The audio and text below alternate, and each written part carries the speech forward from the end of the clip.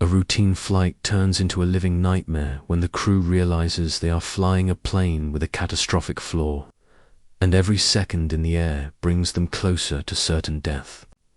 This is the story of Flight 7, where one man's courage in the face of unimaginable terror saved 143 lives.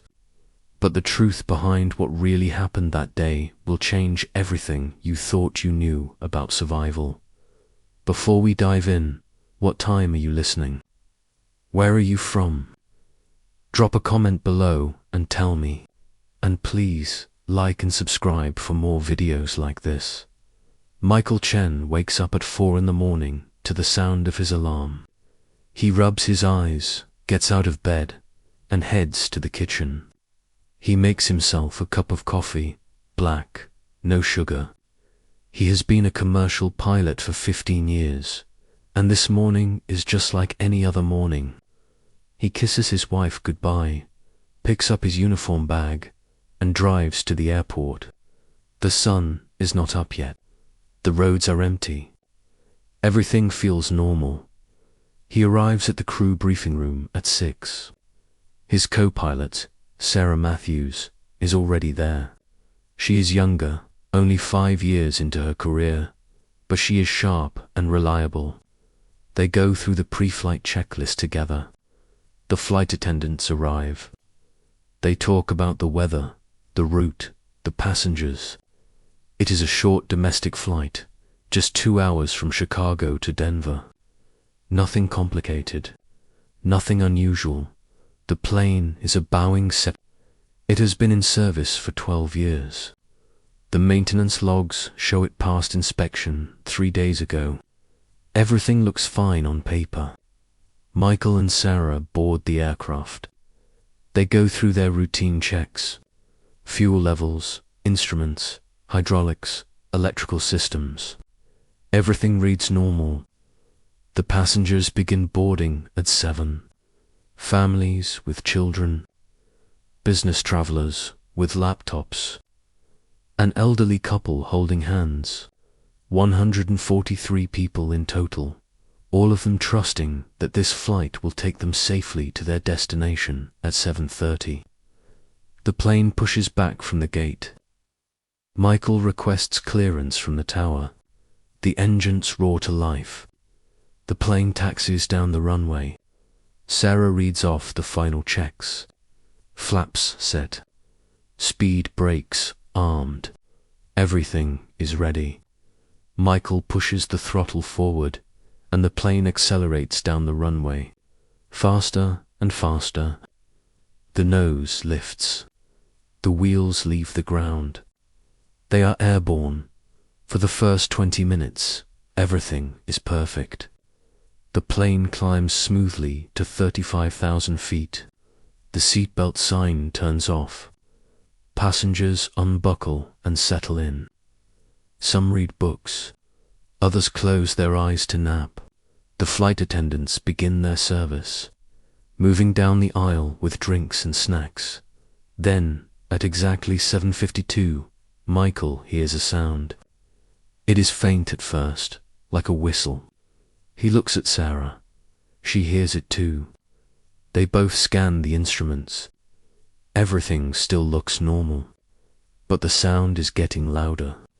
It is coming from somewhere behind them, deep in the fuselage. Michael calls the head flight attendant, Jennifer. He asks her to check the cabin, to see if she can locate the source of the noise. She walks through the aisles, listening carefully. The passengers do not seem to notice anything wrong, but Jennifer hears it too. It is coming from the rear of the plane, near the pressure bulkhead. Then, without warning, an alarm sounds in the cockpit. The cabin pressure warning light flashes red. Michael's heart skips. He looks at the pressure gauge. It is dropping fast.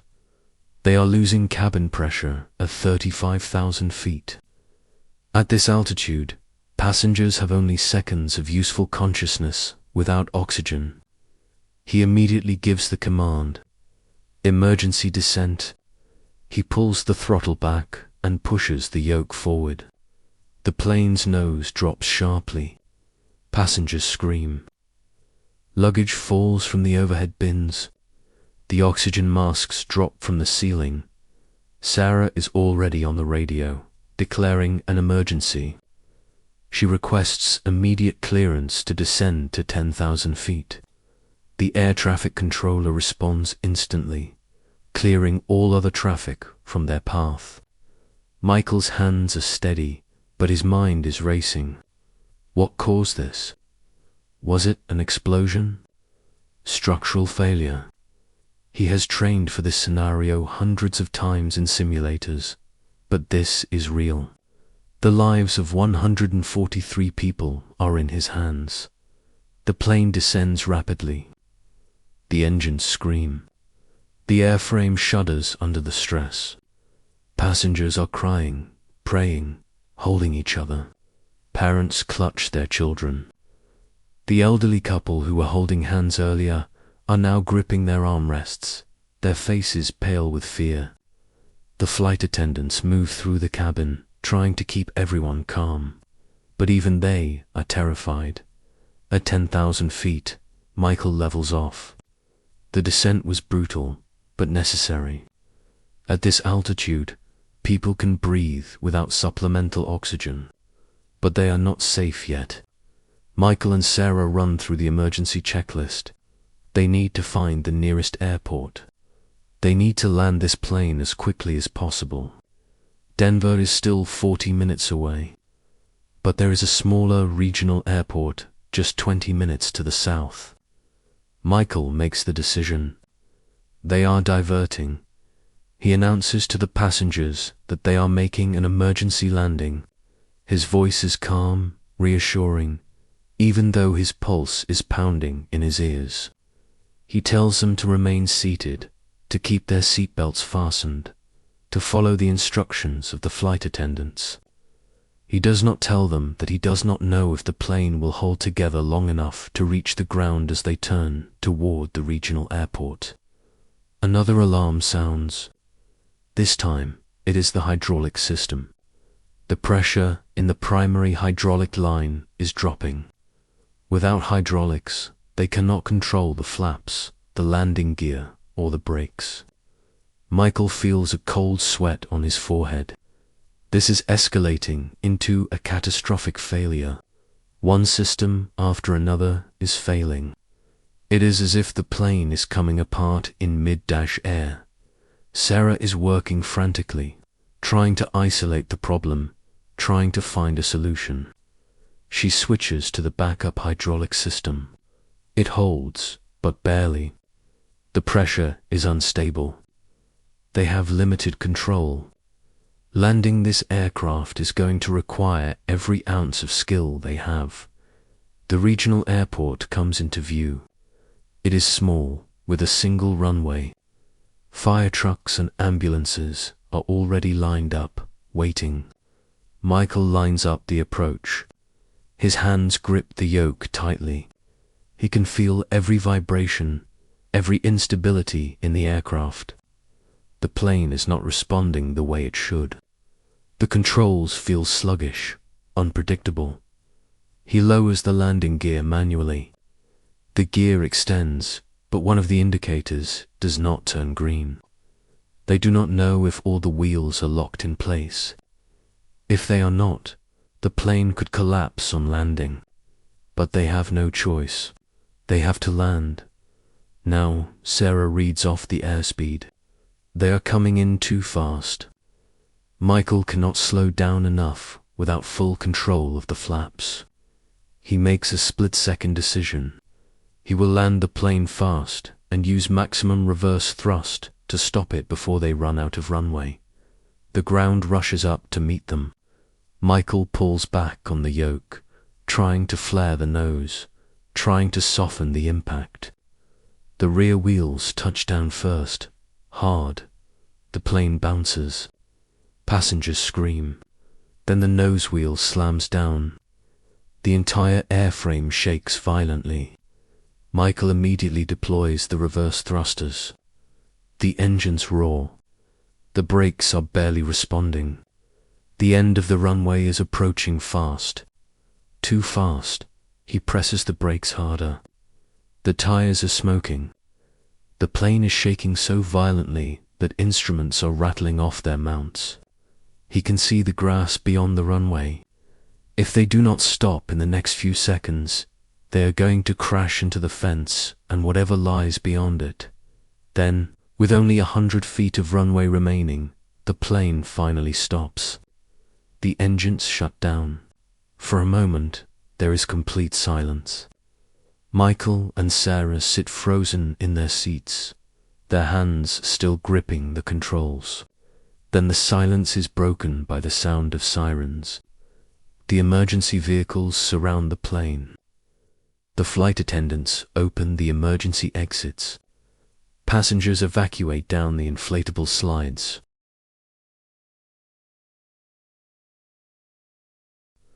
Every single person on board walks away.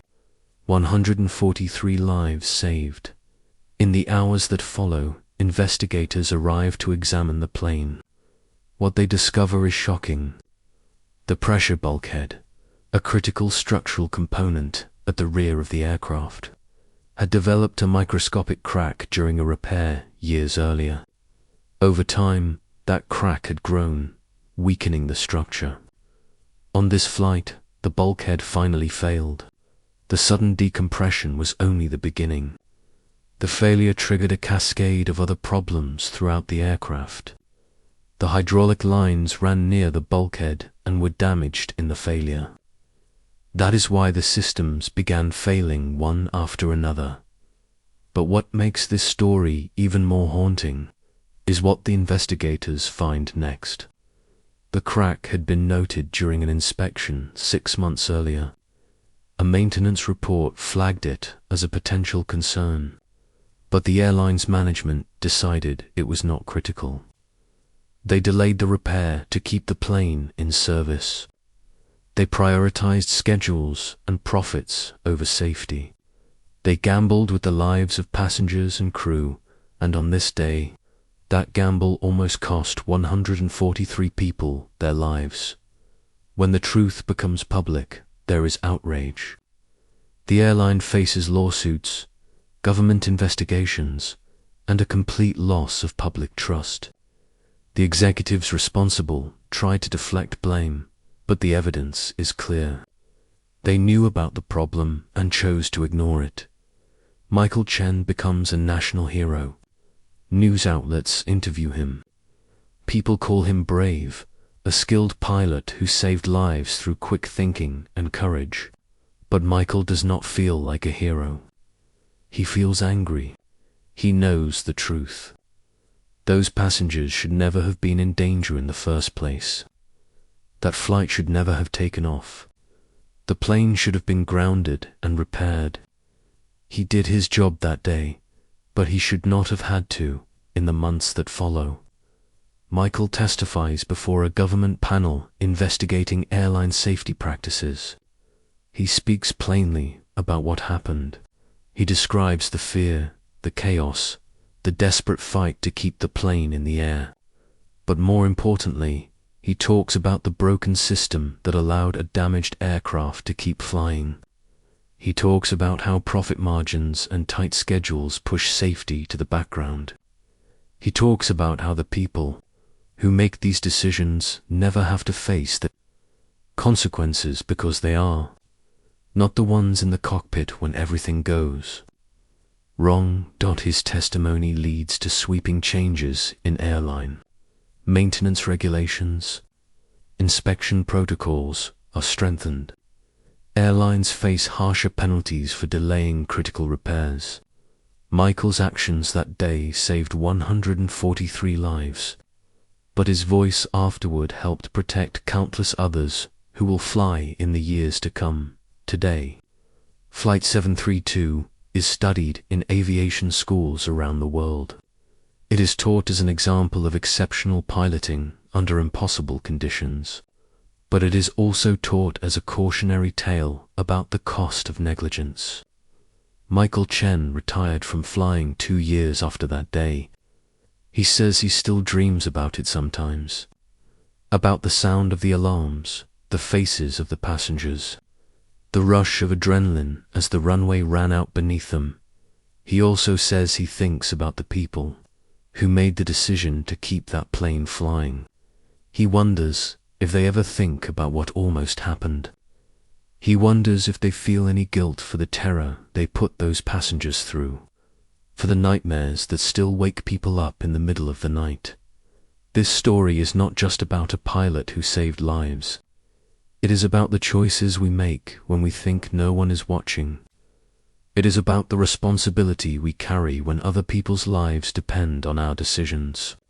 It is about the courage it takes to do the right thing, even when the system is designed to reward the opposite. Michael Chen did not ask to be a hero.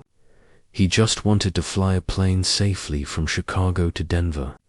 But when the moment came, when everything was falling apart around him, he did what needed to be done. And because of that, 143 people went home to their families that night. So if you like this video, please like and subscribe for more videos like this.